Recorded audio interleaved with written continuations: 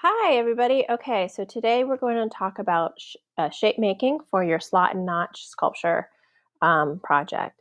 Slot and notch is a method where it's an attachment method where two pieces are cut, slotches are cut, and it allows them to be attached together, and it's a really nice stability form. The big thing with the slot and notch method is that you're going to be using base shapes, and your base shapes will be flat. It's possible to create shapes that aren't completely flat for your base shapes, but you want to really think about that engineering problem and how is weight distributed and how is it going to hold up the rest of the shape.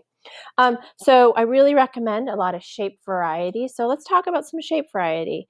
First, I'm going to show you this example of this slot and notch paper sculpture.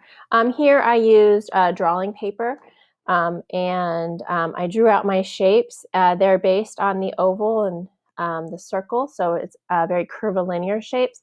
My base shapes that are holding the weight, so the biggest problem we really want to think about eventually when you make these is, does it stand up? So my base shapes are long strips of rectangles that are 2 inches in depth. And then the other big shape that you could see here is a semicircle. And then the other shape that's giving this wonderful height is flat on one side and curvilinear on the next. So you could see that I have a nice shape variety with size, so the scale. I have a nice shape variety with the curves versus the straight edge. I have a nice shape variety in how they relate to each other. Okay, so that's one of the big things. Does it stand up? Do I have shape variety? Am I getting that positive negative space? So that's why that shape variety is really nice. This shape right here, it gives me height and it creates this negative space through the sculpture, activating the space around the sculpture and within the sculpture itself. So you really want to think about that when you're creating your space shapes. Okay, so shape building. There's 2 types of shapes you can make. You can create kind of curvilinear shapes. So here we have this almost like snake-like shape. It's curvilinear. I created it with found material. So if you don't have sketchbook paper or copy paper, another paper you can use is magazine paper and junk mail. Okay, actually has some nice strength to it. So that's a curvilinear, a nice long curvilinear shape. Another types of shapes that you can make are rectilinear shapes. So rectilinear shapes use the rectangle, the triangle, and the square. And both of these shapes have what I would say are concave and convex, where the space pushes in and out. So concave, like a cave shape right here, and convex, where the shape pushes out. So we can see that here with this nice long shape, the shape pushes out with this like kind of belly shape. So we see the forces within the shape and the forces with externally outside the shape that push on the shape that create that really wonderful movement.